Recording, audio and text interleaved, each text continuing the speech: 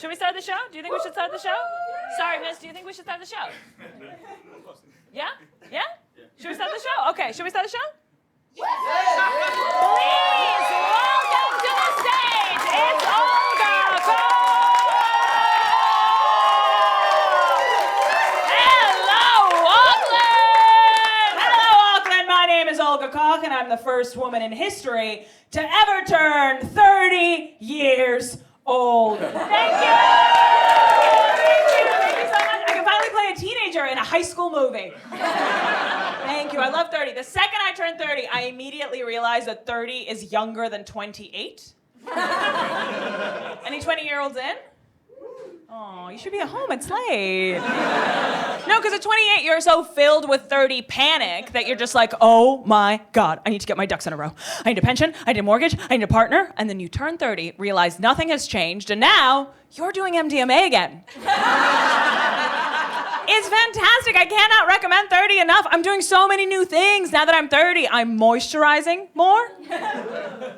I just put so much lotion on my butt, I slid off the toilet. I turned 30 and I did a triathlon. Anal, oral, vaginal. In that order. I got a master's degree. I turned 30, I went back to university, I got a master's degree. Thank you so much. Joint honors, anal, oral, vaginal. That's a punchline to every joke. Strap in, Auckland. Oh, man, I'm doing so many new things now that I'm 30, all right? I traveled the world. I went on like an adult gap year. I went everywhere. I turned 30. I am based in the UK, so I went to Australia. I went to Peru. I went to New Zealand twice. Yeah. I live in the UK. I've been to New Zealand twice in 1 year. I think we can all collectively agree that's too many times to go to New Zealand. My body clock permanently thinks I'm here. I'm always 12 hours ahead. For me, it's always tomorrow. And don't worry, you guys love the show. You were confused by the lotion thing earlier. I promise it ends up being your favorite bit. I got a new lease on life, baby. I'm 30. Last April, I had no tattoos. Now I have 3 tattoos. In Auckland, they mean absolutely nothing. All right, I'll show you my first tattoo. I'll show you one tattoo because both my producer and my director strongly advised me not to show you the other ones. You have seen Garfield before, but never doing that. All right, so I'll show you my first tattoo. One day I was feeling very humiliated, very, very, very humiliated, like deeply humiliated. And I thought, okay, what will make me feel better? What will make me feel like I have control over my own body? So I walked into a tattoo parlor and I got this prawn right here. Can you tell? Front row. Corroborate that there's a prawn on my foot. A prawn. There's no hidden meaning. I just like seafood, okay? And then I took a picture of the prawn and I posted it on Instagram. And 3 separate people sent me the definition for something called shrimping, which means to suck on someone's toes for sexual pleasure. Auckland, I got a tattoo of a shrimp on my foot. And shrimping means to suck on someone's toes for sexual pleasure.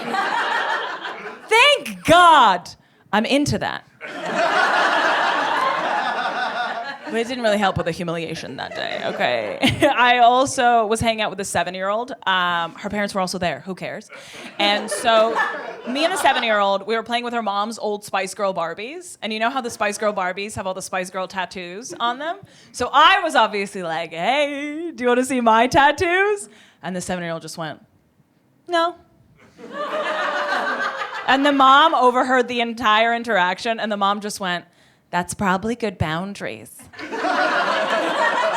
that's the first time I've ever been stranger dangered in a home I was explicitly invited to.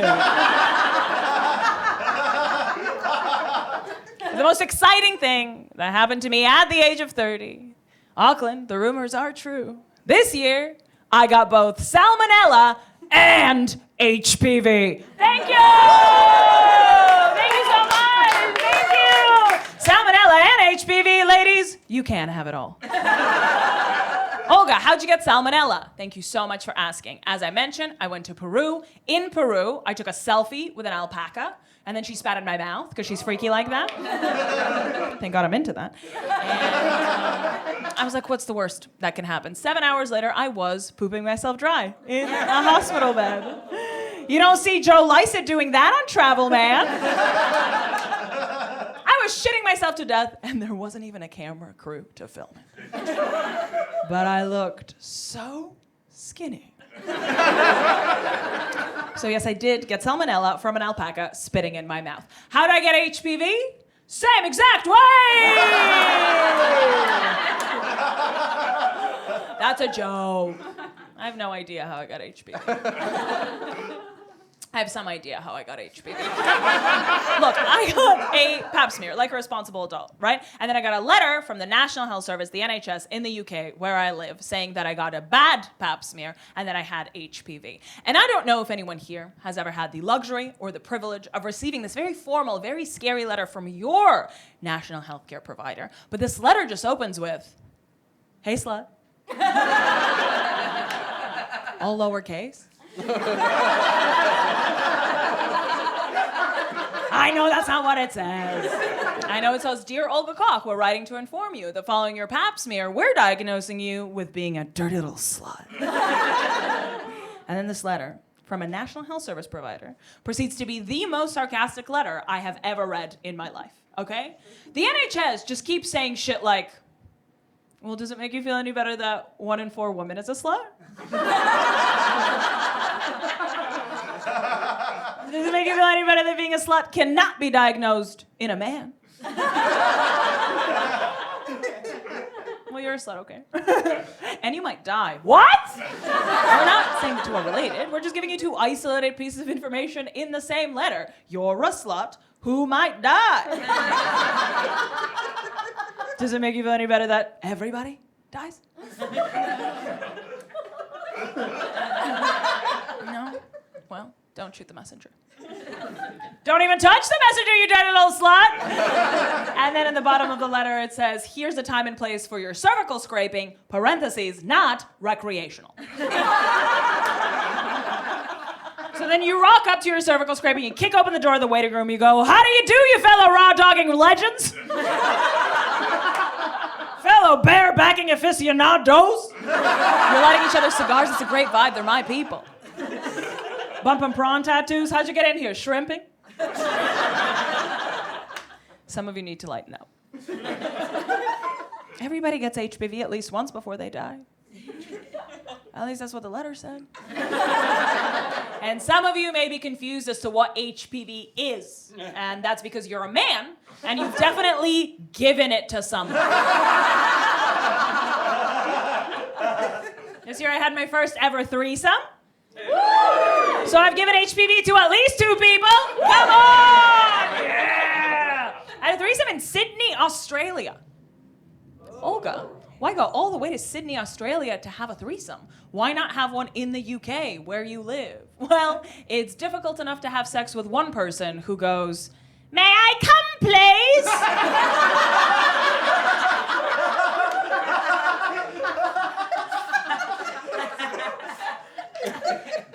It's me who does that. And look, I had the time of my life. I had the time of my life during this threesome. What I will say is I don't think I would have been able to have a threesome at the age of 25. Because a 25-year-old doesn't have the administrative skill set to navigate a threesome. Only now, at the ripe old age of 30 and 7 years of corporate work experience under my belt, do I have the professional tools to showcase in a threesome setting. I am great at delegating tasks. I think outside the box. And I thrive in a top-down management structure. That is all I learned at my corporate job. I learned that, and I learned that drinking with your HR manager is not fun. It is, in fact, entrapment. Trust me, when she corners you in the bathroom at the Christmas party and says something like, "So tell me, girl to girl, have you ever shared any of our internal spreadsheets with an external server?" That is not just toilet chat. Trust me. While I was in Sydney, I also took this completely life-changing walk. It was very like just turned 30, very eat, pray, love. I did the Bondi to Coogee walk at sunrise alone. Like I walked the coastline for hours and I was having these big thoughts, like big realizations. I was walking around thinking, they tell you that when you're alone, you're meant to feel lonely. But now that I'm alone for the first time in 10 years, I realize that being alone doesn't mean you're lonely. Being alone just means that you're free. Which is my next lower back tattoo. And as I was having this thunderous realization about loneliness, I walked out onto this gorgeous cliff overlooking the vastness of the ocean. And on that cliff stood a sign. And the sign said, "Are you thinking of suicide?" Well, now I am. Now that I saw the sign. And I know exactly how I do it. Lima, Peru, mouth wide open, alpaca farm. But it's funny how that one sign reframed everything, right? That one sign reframed the best day of my life as the last day of my life. And I love reframing things like this. I love reframing things like this on purpose. Because my most controversial opinion in life is that regrets aren't real. That's not to say we don't do regrettable things. I just think we can reframe anything we do. Think about it. Is it a tax or is it an infrastructure subscription service? Are you just subscribing to the road?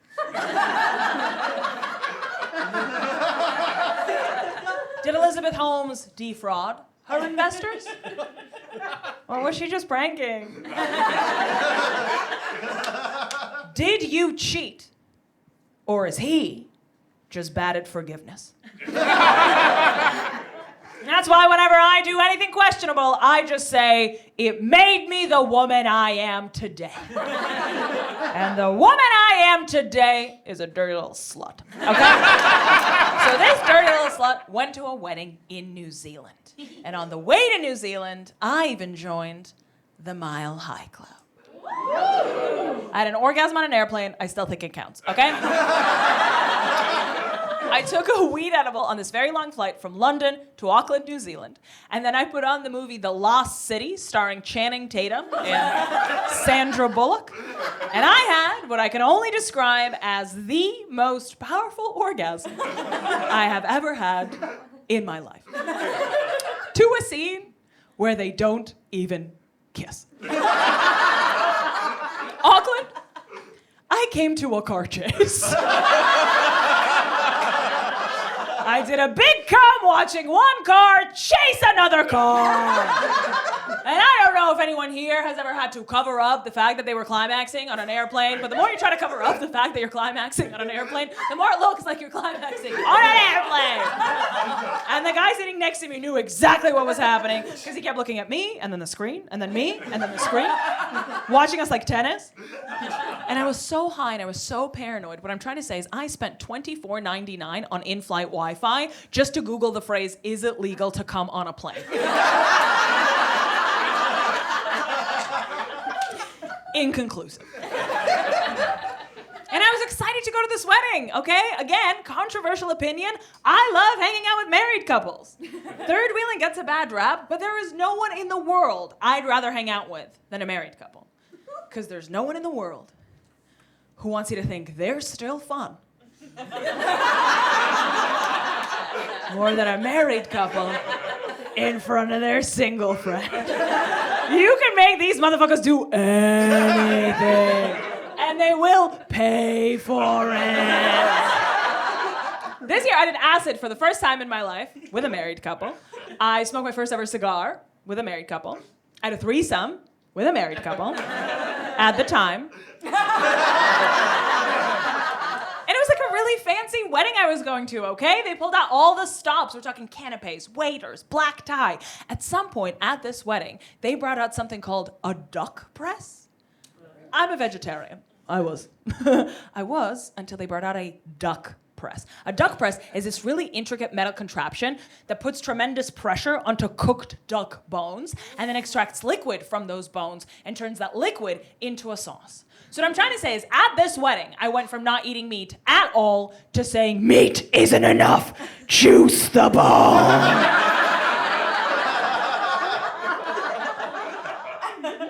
And at this wedding, in New Zealand, I was looking for someone to lord over my ring, if you catch my drift. For someone to middle finger my earth, so to speak.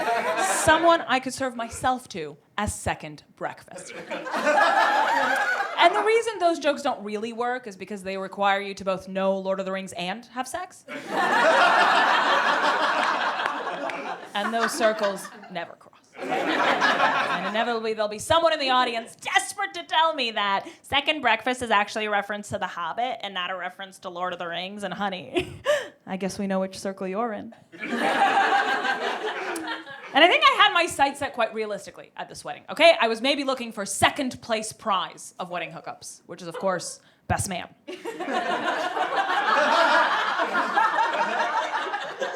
First place prize of all wedding hookups is obviously father of the bride. But I was gonna settle for anyone as long as they were hot, okay? Mother of the groom, crying bridesmaid, the bridesmaid that made the crying bridesmaid cry, secretly heartbroken childhood friend, or the ultimate consolation prize of all wedding hookups, the DJ. If you're hot, I will hear what you have to say. Kind of like men on the internet feel about women on panel shows.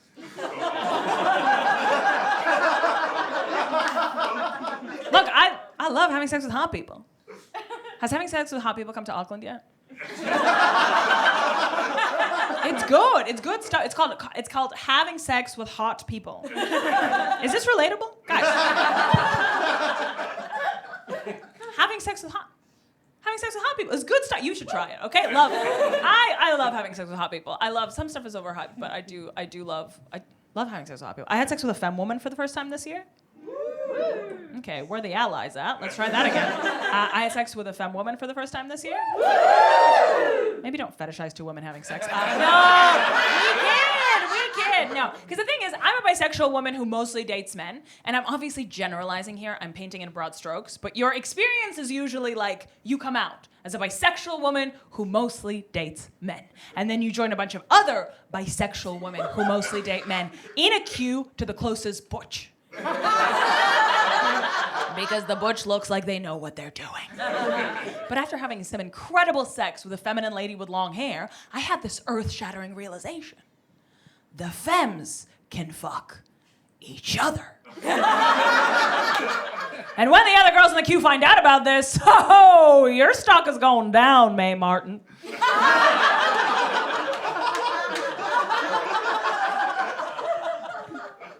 But at this particular wedding, in this specific scenario, here in New Zealand, I looked across the dance floor and I saw the most beautiful man I've ever seen in my life. He was tall. He had a mustache. End of list. Was he the most beautiful man I've ever seen in my life, or did he just look exactly like my uncle who killed himself? We don't have the time.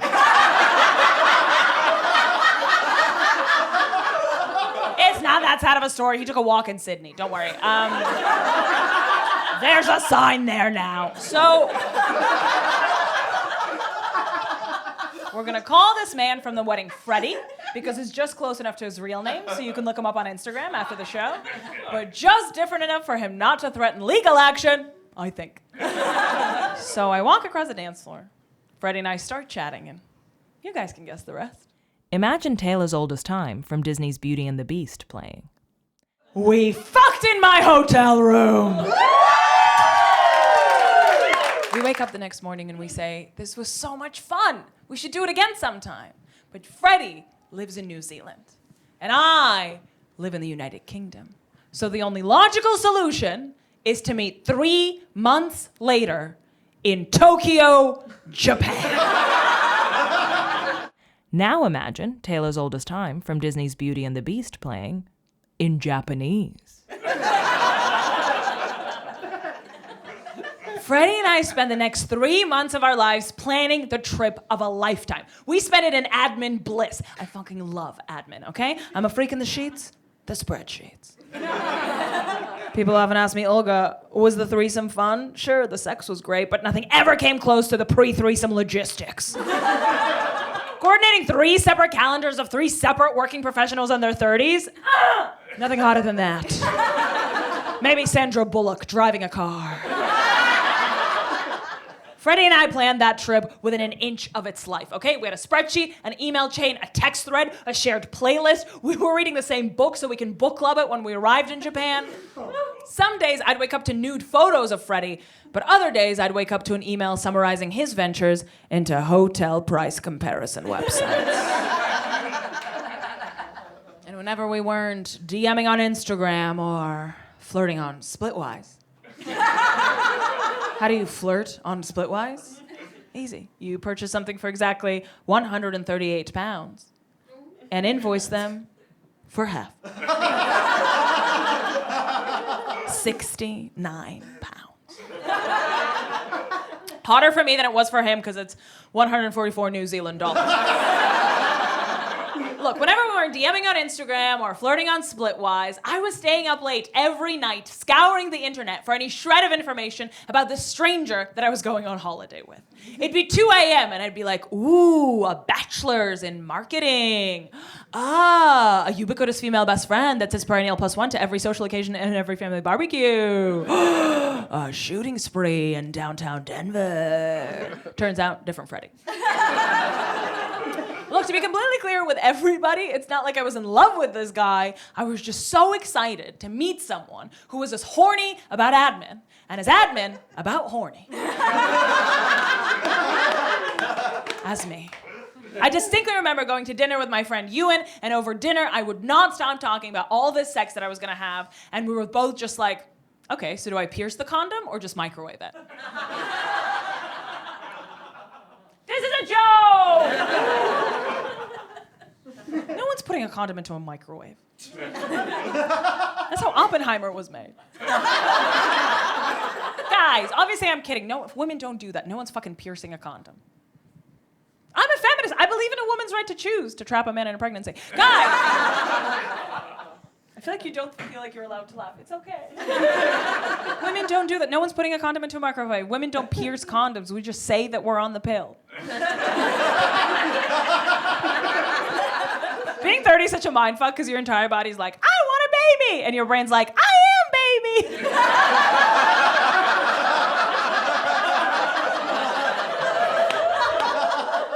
I was fizzing with excitement to go on this trip, but you don't have to take my word for it because you could hear it in my voice.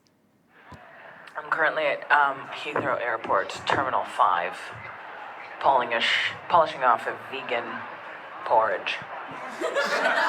About to board a flight to fly 13 hours to Tokyo, Japan, to spend 10 days with a man I had sex with once and don't know at all. And the only thought that keeps going through my head over and over again is, this is so fucking cool. It is cool, it's so cool! And I was the first to arrive in Japan, so I was the first in our hotel room, and I was like, wait, I'm gonna meet Freddy in yet another hotel room. How chic is that? He's about to arrive. He's about to arrive. Oh my fucking god, he's about to arrive. He's about to arrive. Ah! He's about to arrive. He's about to fucking arrive. Oh. My fucking god. Oh my fucking god. Oh my god! I have my opener. My opener's like, we really should stop meeting like this. Right.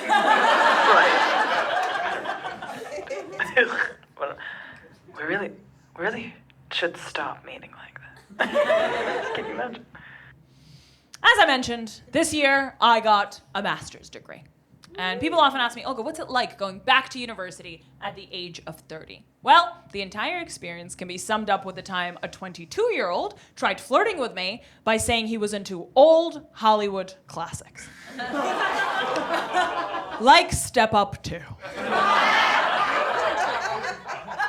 Worry not, I did not fuck the 22-year-old. Gen Z famously don't fuck. I don't know if you've seen this. There's research going into the fact that Gen Z aren't having any sex. I conducted the research. I'm the primary source. No, but it's true. If you look it up, there is academic research going into the fact that Gen Z aren't doing as many drugs or having as much sex as previous generations. And when I came across this, I realized that no matter how much skincare I use or how much slang I learn, I will never fit in with Gen Z.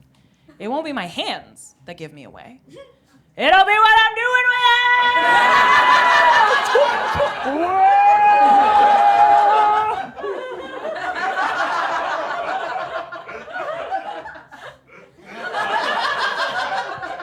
So I got my undergrad in computer science. I got my master's degree in the social science of the internet. Because of those two things, people often ask me about technology because they assume that I know things. The truth is, I don't know anything. I'm not very smart. Or you'll say, Olga, you must be smart. You could speak 4 languages. You could be stupid in 4 languages. You could believe in angels or crystals or trickle-down economics in 4 languages. Гуди, если озабочен. That just means hunk if you're horny. People constantly ask me about technology. They'll ask me about AI. They'll be like, are you afraid of AI? No, I'm not afraid of AI. But they'd be like, this AI painted this gorgeous painting or beat a man at chess. Oh, yeah? I know what a traffic light looks like.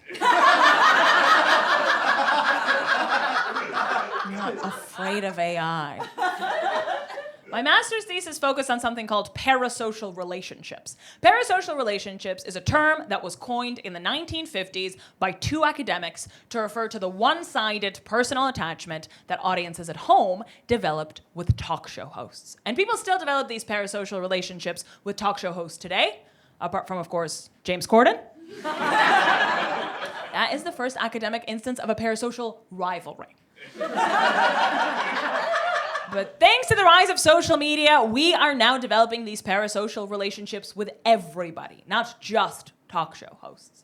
And the parasocial relationships that I wanted to focus on were the ones that men develop on the internet with female public figures. These men are commonly referred to as reply guys, but if you've never heard the term, you have definitely seen their work. Someone like Katy Perry will tweet something completely innocuous like, I'm having a nice day. And a reply guy will immediately come back with, but what about Yemen? Any reply guys in? I'll see you in the DMs. Look, there's all kinds of reply guys. The ones that I wanted to focus on were the ones that act like they are friends with these female celebrities. They're like way too over-familiar with these female celebrities. So in an instance like that, someone like Cheryl Cole would tweet something like, I love me son.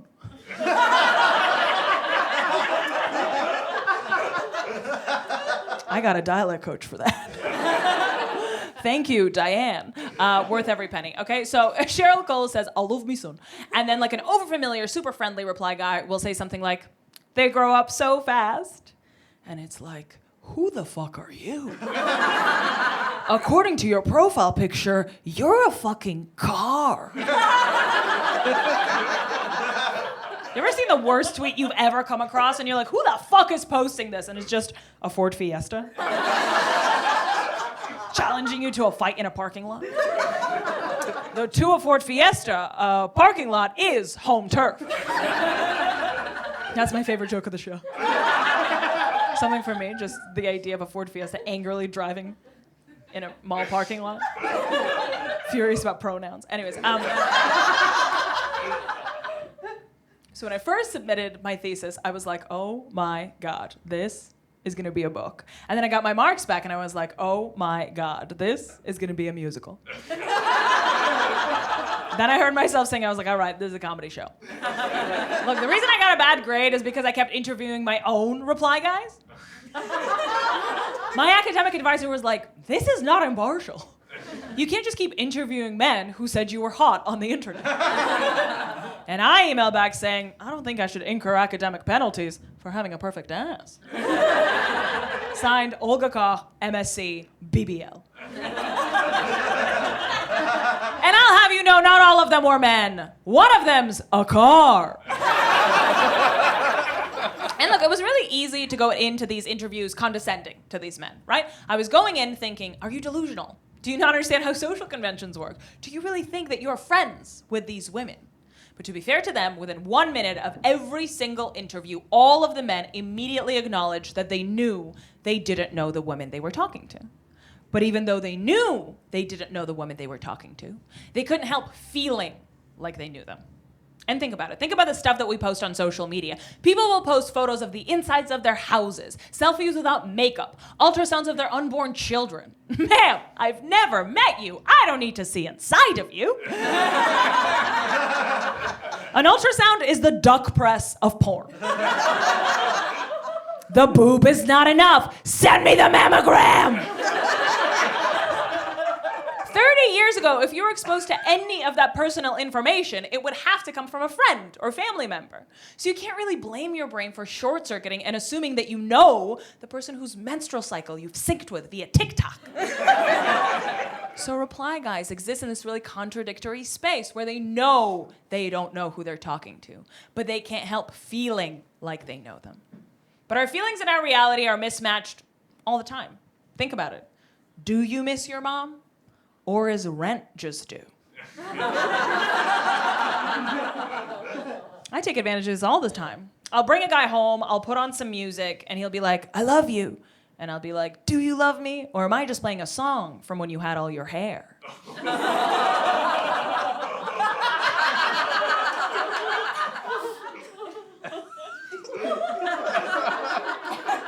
We're not doing enough, sorry, this is just from the heart. This is not part of the show, but I think we sexualize men who have hair, and we sexualize men who don't have hair. But we don't sexualize balding men. And I feel very passionate about that community. Yeah, I know you'll fuck Vin Diesel. Call me when you fuck Paul Giamatti. You know what I mean? I said it. I need to get that off my chest. Look. And look, these emotions, they're valid on some level, right? Like when you read a book and a character dies, you know it's fiction, but you're still crying. The tears are still real. You're still being asked to leave the pret. And I have so many of these imaginary parasocial relationships in my head. Not only with people, there's so many dogs I'm not speaking to right now. They know what they did. I have a parasocial relationship with my own siblings. And look, I know we all think we have dysfunctional families. We all want what the Dolmio pasta family has. But I think mine truly takes the cake, okay? So on the surface, I have quite a standard nuclear family. Mom, dad, brother, sister. But there is one major twist. My parents decided to have their children in 3 separate decades of their lives. Their 20s, their 30s, and their 40s. As far as I can tell, my parents fuck according to the Mayan calendar. And sometimes it feels like they're staging some sort of multi-decade social experiment of having not 1, not 2, but 3 insufferable only children.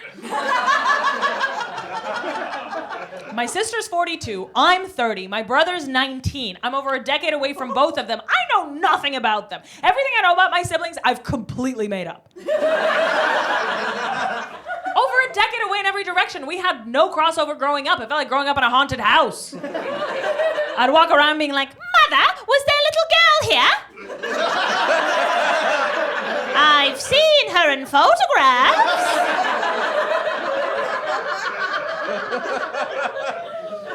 Thank you, Diane. Oh, man, know nothing about my sister. I only have one memory of my sister, and that's at the age of 7, I offered her all of my pocket money to watch her and her boyfriend make out. And she obliged. Which I think makes us less sisters, more women in business. Don't know anything about my brother either. I assume he's like a typical Gen Z. I assume he believes in everything, like cryptocurrency, creatine powder, exercising for pleasure. Last time I saw him, I had to pay for his KFC because he put all of his pocket money into NFTs, and he's, and I quote, not exactly liquid right now. But paying for my brother's KFC is the least I can do because my brother was famously an accident. Subcategory wishful menopause. My mother was 44 years old and thought God had stopped watching. And common wisdom will tell you that the pregnancies that rob you of your best years are the ones that you have in your early 20s. I'm here to make the argument that the pregnancy that robbed my mother of her best years is the one that she had at 44 years old. 44, do you hear that, Instagram? Stop serving me ads about freezing my eggs. They're ice cold. Imagine 44, you'd pee on the pregnancy test, you'd be like, let me get my reading glasses. 44! She was ready for menopause, and I reckon who wouldn't be? It's the best time of your life. Who wouldn't want to spend their days being warm and eating yogurt? She didn't want to change someone's fucking diapers. She wanted to go on a cruise, buy crisp linen sheets, get a close female friend. Menopause is literally about putting men on pause. Why do you think there's such a rise in late-in-life lesbians? Sure, some of these women are gay, but some of them just want their house to be clean. If not a close female friend, maybe she wanted to be Meryl Streep in It's Complicated. You know what's complicated? Doing math homework with some guy who's 44 years younger than you. He's her first son, too. Imagine almost getting to the finish line thinking you've avoided sock masturbation culture. My mother shouldn't have to know what Be Real is. No one who could have feasibly be reeled from the fall of the Berlin Wall should have to know what it is. Even though Be Real would be the perfect app for the fall of the Berlin Wall because it uses your phone's both front and back-facing cameras. And in order to fully understand that joke, you need to both remember the fall of the Berlin Wall and know how Be Real works. And there's only one person in the middle of that Venn diagram, and she's too busy doing math homework.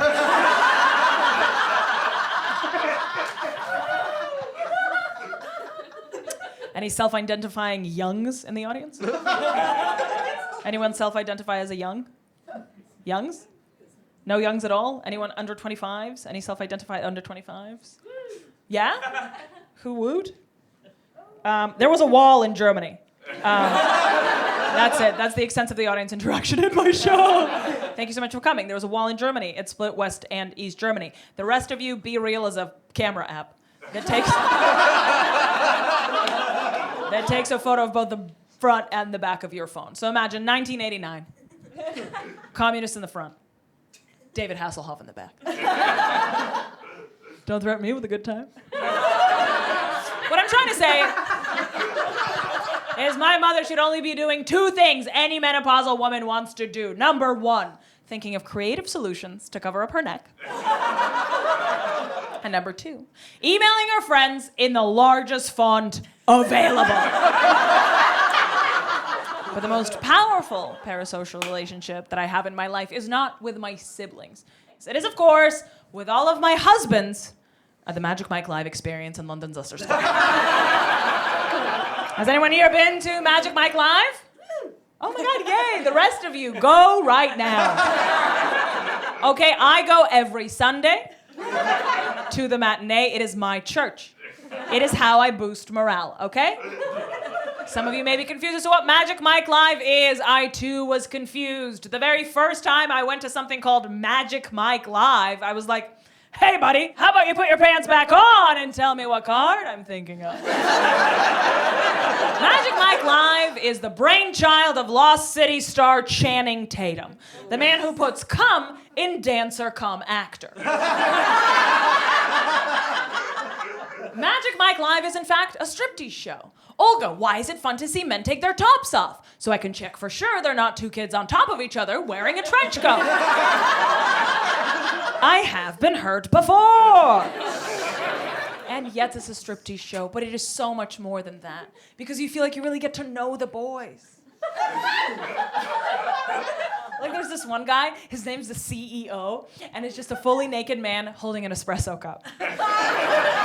And the boys at Magic Mike Live, they need to be every kind of sexy because they need to appeal to every single demographic. So the way that looks is a dancer will bring a woman up on stage, he'll dry hump her from behind, turn her around, stroke her cheek, and then say something like, I think it's really cool that you work for a living. You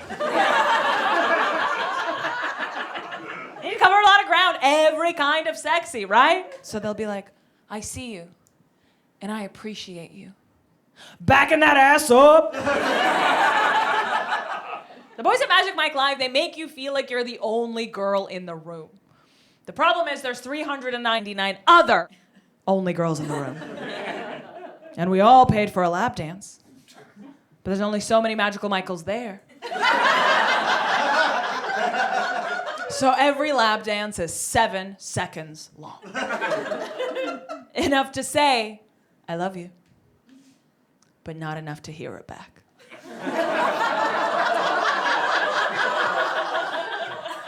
There's always next Sunday, don't worry about it. My favorite part of any Magical Michael live show is when one of the Michaels goes down a row of a bachelorette party and he moves from the bride to the bride's sister-in-law, and you could just see in the bride's eyes she's going, wait, I thought you thought it was cool that I like music. So you can have these parasocial relationships with individual people, like I do with my siblings. You can have them with whole groups of people, like I do with all of my husbands at Magic Mike Live. But you can also have them with places. Like there's this thing called Paris syndrome. And no, it's not chlamydia. Moi, j'ai HPV. Merci, Diane. Paris syndrome is something Japanese people get when they visit Paris and then they become disappointed when Paris doesn't live up to their romantic expectations. And I got something called Tokyo syndrome. Okay, I genuinely think that we hate each other. It was the worst 10 days of my life.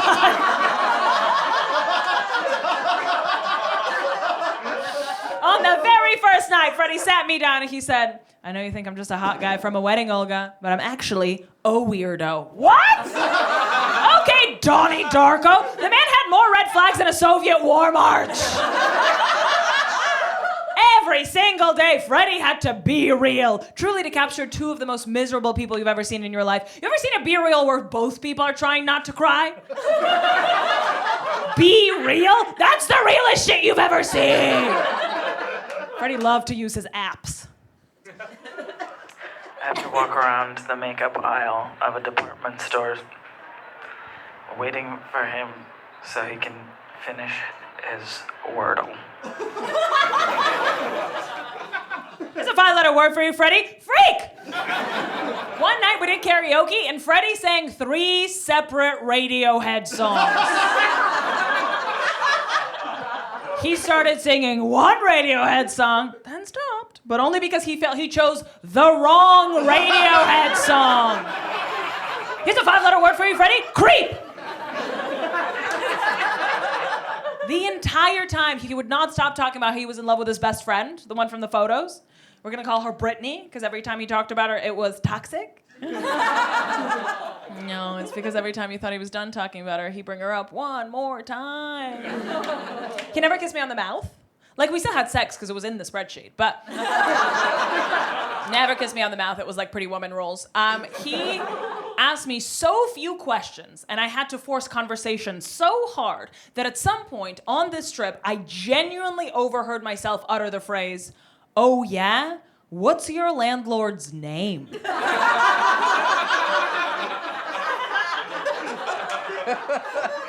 He asked me so few questions on this trip that on this trip I knew the layout of every single flat he's ever lived in, whether his bedroom was an ensuite, and whether he had an elevator or if it was a walk-up. He at no point asked me how I became a comedian. Do you want to know how I became a comedian? Thank you so much for asking. Bullied in high school, yet an incredible degree of self-regard. Ricky Gervais and I have more in common than our perfect asses. One night we spent an exorbitant amount of money on a hotel room with a private outdoor hot tub. And you know what we did in that private outdoor hot tub? We watched old episodes of Who Wants to Be a Millionaire? I got 10 seconds of eye contact for getting the capital of Mozambique right. It's Maputo. Please keep looking at me.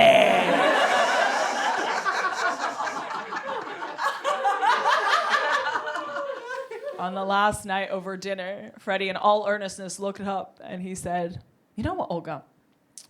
We should have taken Myers-Briggs test before going on this trip." Sweetie, if you asked me to take a Myers-Briggs test before going on this trip, I wouldn't be on this trip.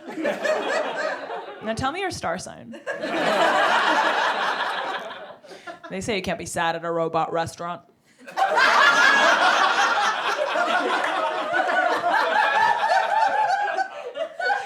Look, it was a comically bad trip, but in retrospect, I realized that I can't really blame Freddy for it. Sure, he wasn't what I was expecting him to be, but I probably wasn't what he was expecting either. He wouldn't stop talking about Brittany, but I wouldn't stop talking about all my husbands at Magic Mike Live.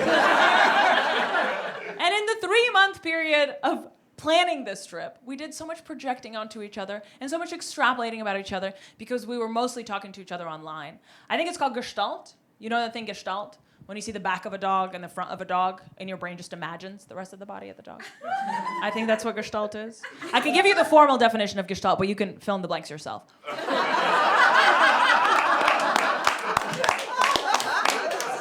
First time they even smiled.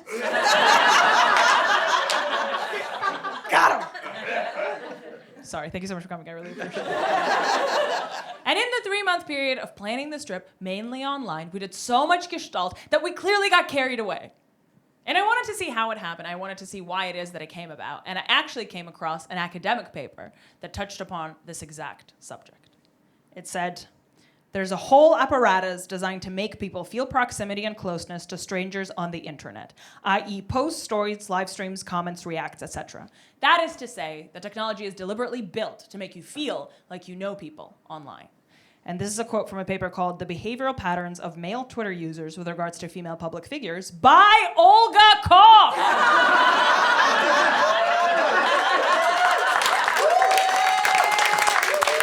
I wrote the fucking book on it. I wrote a paper about people making up relationships in their heads, and then I proceeded to make up a relationship in my head. It was an academic text, not an instruction manual.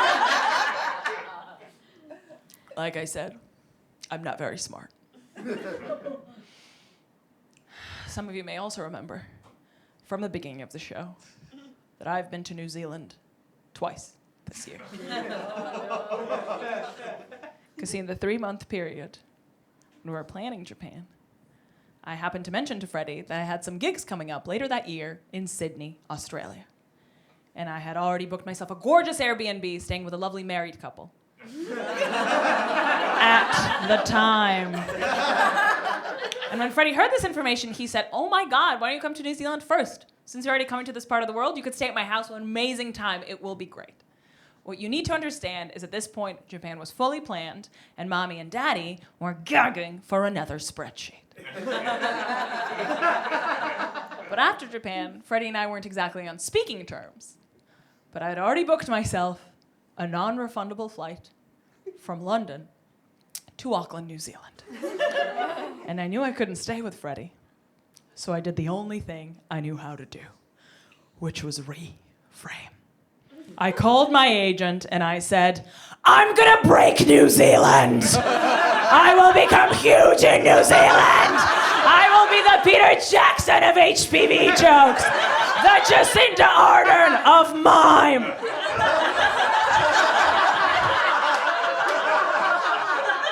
And to be fair to her, my agent was like, all right, cool, let's reframe the sex tour as a world tour. Olga Koch is now a global brand.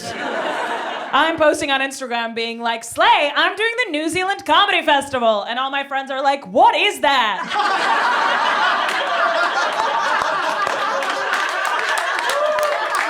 Thank you so much for having me. I really appreciate it. I really appreciate it. I'm so honored that you're here.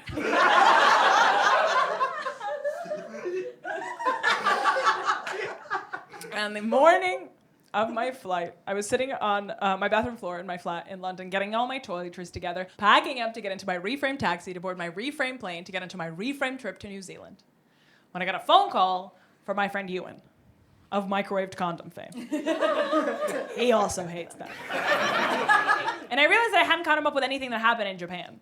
So I remember sitting on my bathroom floor and laughing hysterically about Myers-Briggs, about Radiohead, about all of Freddy's many, many en-suites.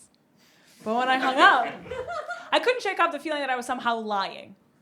Like I knew everything I said was true, but didn't feel true.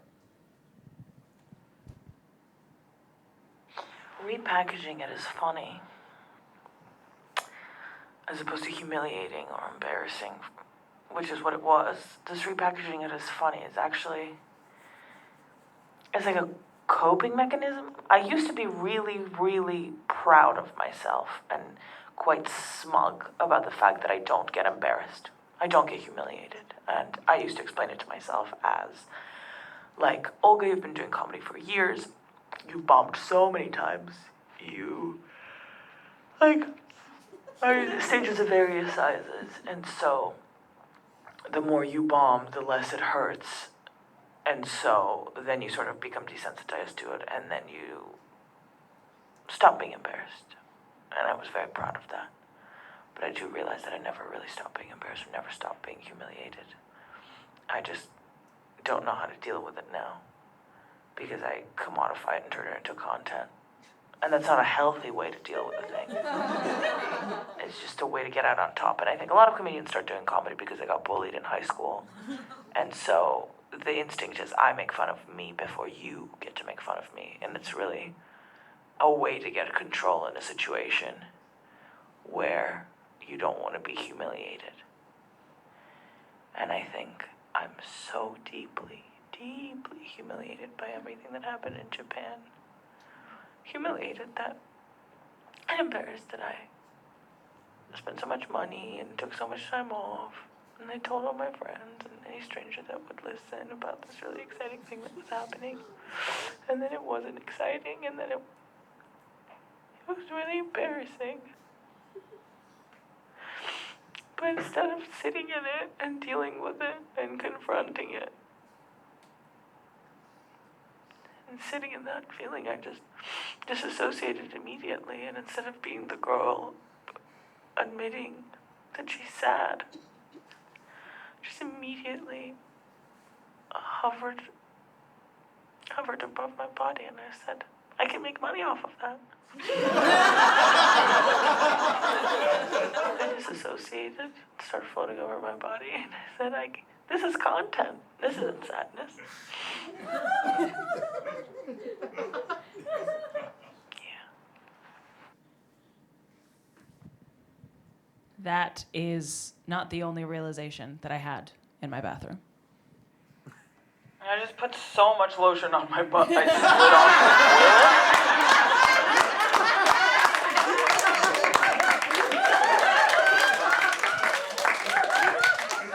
Like Reply Guys reframe their relationships with Cheryl Cole as friendships. Like my brother reframes being poor in cash as rich in crypto. Like the women at Magic Mike Live reframe themselves as not married. I reframed Japan. I'd only ever allowed it to be spectacularly good or spectacularly bad. Whatever happened, it had to be a story. But the truth is, it wasn't spectacularly good. And it wasn't spectacularly bad. The truth is, it wasn't spectacular at all. Most of the time, it was just kind of awkward and boring. Some of the time, it was kind of fun. Like in karaoke, when Freddy was done singing all the Radiohead songs, he sang that Cardigan song, love me, say that. But he sang it in the voice of Dean Martin, which I thought was really funny. One day we were walking down the street and Freddy saw a creature on the side of the road. And he was like, oh my God, is that a dead bobcat? And it was just a completely alive house cat.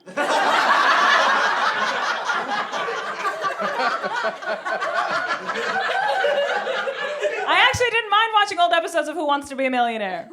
It was nice to be asked some questions.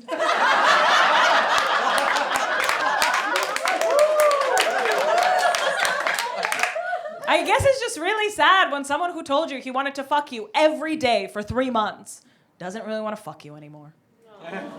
And it's hard to come to terms with the fact that someone who made you happy never actually existed in the first place. But I'll always have my prawn tattoo. So I arrived in New Zealand after a month of no contact with Freddy. And on the opening night of my show, I walked out on stage, and who was sitting in the front row? If not Freddy. And he came up to me after the show and he said, so nice to see you.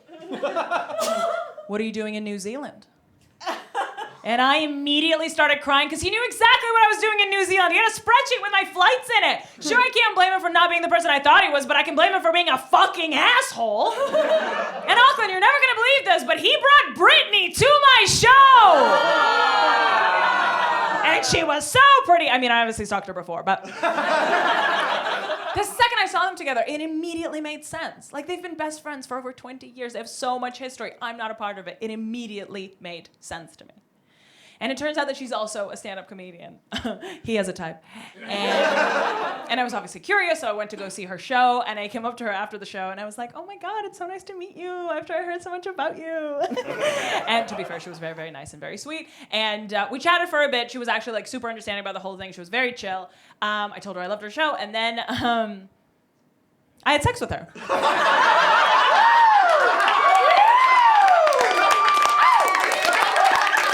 Something he will never do. The femmes can fuck each other!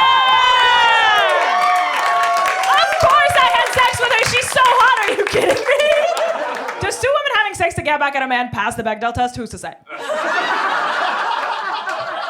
And look, I don't know if having sex with Brittany was the right thing to do. All I know is that it made me the woman I am today.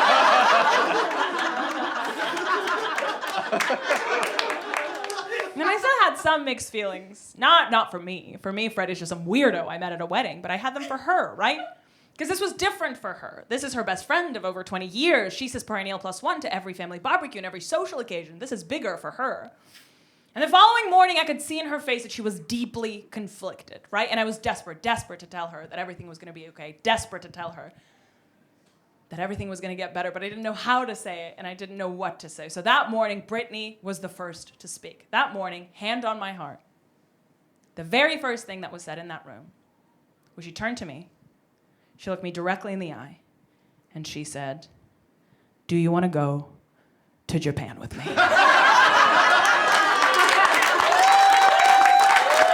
Thank you so much, Auckland.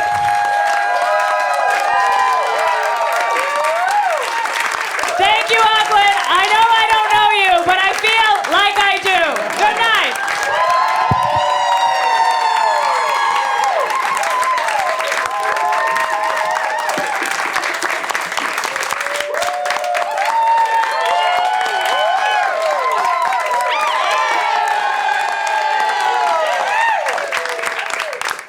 Do you want to do pickups or anything? If anybody needs to leave right now, you could go. Can we get a pickup of the prawn being shown? That's Ewan from the show.